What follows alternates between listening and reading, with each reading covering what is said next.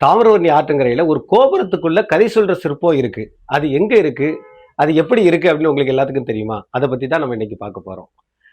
குறிப்பா சொல்லணும் அப்படின்னு சொன்னா, உங்களுக்கு சிற்பங்கள் அப்படின்னு சொன்னாலே நமக்கு வந்து கிருஷ்ணாபுரம் தான் நினைவுக்கு வரும். கல்லிலே கலைவண்ணம் கொண்ட அந்த சிற்பங்கள் தான் உங்களுக்கு எல்லாத்துக்கும் நினைவுக்கு வரும். இது வந்து நாயக்கர் மன்னர் காலத்துல கட்டப்பட்ட ஒரு சிற்பம்.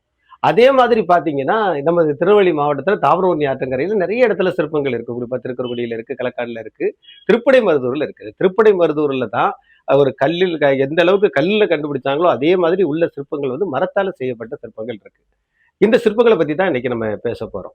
அந்த காலத்துல இந்த விஜயநகர பேரரசோட இந்த சிற்ப கலைகளை பார்த்து, பெர்ல்லி அப்படிங்கக்கூடிய ஒரு மேலை நாட்டு அறிஞர், அவர் வந்து என்ன சொல்லியிருக்காரு அப்படின்னா, பெர்ல்லி பிரவுன் அப்படிங்கக்கூடிய அந்த அறிஞர் என்ன சொல்லியிருக்காரு அப்படின்னா, "இதை போன்ற ஒரு கைத்திறன் வாய்ந்த சிற்பங்களை நான் வேற எங்கேயுமே கண்டதில்லை" அப்படின்னு சொல்றாரு. அந்த அளவுக்கு சிறப்பான சிற்பங்கள் உள்ள இருக்கு. உள்ள போனோம் அப்படின்னா, அந்த 5 அடுக்கு கோபுரத்துக்கு உள்ள நடந்து போனோம் அப்படின்னு சொன்னா, உள்ள கஷ்டப்பட்டு ஏறி போணும். ஒளியே இல்லாத இடம். பேட்டரி அடிச்சு தான் உள்ள போணும். உள்ள போனீங்கன்னா, ஒவ்வொரு அடுக்குலயும் ஒவ்வொரு சிற்பங்கள் இருந்துகிட்டே இருக்கு. அதுல பார்த்தீங்கன்னா, கிட்டத்தட்ட அந்த தலபுராணங்களை சொல்லக்கூடிய சிற்பங்கள், அங்க நடந்த போர்களை சொல்லக்கூடிய சிற்பங்கள், அங்க நடந்துள்ள கலாச்சாரங்களை சொல்லக்கூடிய சிற்பங்கள். ஒரு சிற்பம் பார்த்தீங்க அப்படின்னு சொன்னா, மீறல் வகையான சிற்பங்கள் இருக்கும். இன்னொன்னு பார்த்தா மர வகையான சிற்பங்கள் இருக்கும்.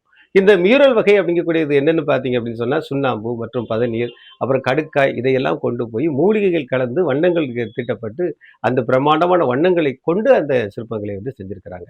அதாவது குறிப்பா இன்றைக்கு 100 கோடி ரூபாய் இருந்தாலும் இந்த மாதிரி சிற்பத்தை சீரமைக்கவே முடியாது அப்படின்னு சொல்றாங்க. அதாவது சீரமைக்க 100 கோடி ரூபாய் அப்படின்னா, அதை உருவாக்க எவ்வளவு ரூபா ஆகும் அப்படின்னு சொல்லி பார்த்துக்கிடுங்க. ஒரு இடத்துல பார்த்தீங்க அப்படின்னு சொன்னா, உங்களுக்கு அந்த காலத்துல சமணர்களுக்கும், சைவர்களுக்கும் பிரச்சனை வரும்போது, தானே போய் அந்த சமணர்கள் வந்து கழுவேறின சிற்பங்களை வந்து அங்க நம்ம பார்க்கலாம். தானே அந்த கழுவுல வந்து அவங்க ஏறி இருக்கிற சிற்பங்களை அங்க பார்க்கலாம். குறிப்பா சொன்னா அந்த மரச்சிற்பங்கள்ல பார்த்தீங்கன்னா, மாணிக்க வாசகர் பொன்னும் பொருளையும் கொண்டுகிட்டு கட்டிடக்கலைகளை கட்டுவதற்காக அவர் வந்து பொன்னையும் கொண்டு போறார். கோயிலை கட்டுவதற்காக கொண்டு போறாரு. அந்த சிற்பங்கள். அதுக்கப்புறம் பார்த்தீங்கன்னா, ஒரு இடத்துல பார்த்தா 7 கன்னிப் பெண்கள் இருப்பாங்க. அந்த 7 கன்னிப் பெண்கள் ஒன்போல பார்த்தீங்க அப்படின்னு சொன்னா, அது ஒரு பெரிய ஒரு தூரத்துல இருந்து பார்க்க ஒரு குதிரை மாரியே தெரியும். அப்புறம் சிவபெருமான் வந்து பிட்டுக்கு மண் சுமந்த கதைகள், அதுல நம்ம வந்து பார்த்தாலும் பிரதோஷம் நடைபெறக்கூடிய கதைகள். இந்த மாரி கதைகள் எல்லாம் அங்க சிற்பங்களா மாட்டி இருக்கிறத பார்க்கும்போது நமக்கே ரொம்ப ஆச்சரியமா இருக்கும்.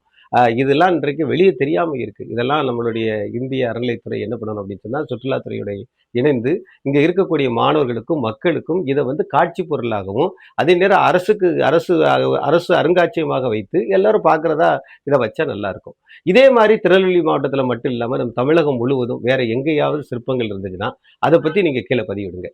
முத்தாலங்குறிச்சி காமராசுவின் நெல்லை வரலாற்றுச் சுவடுகள்.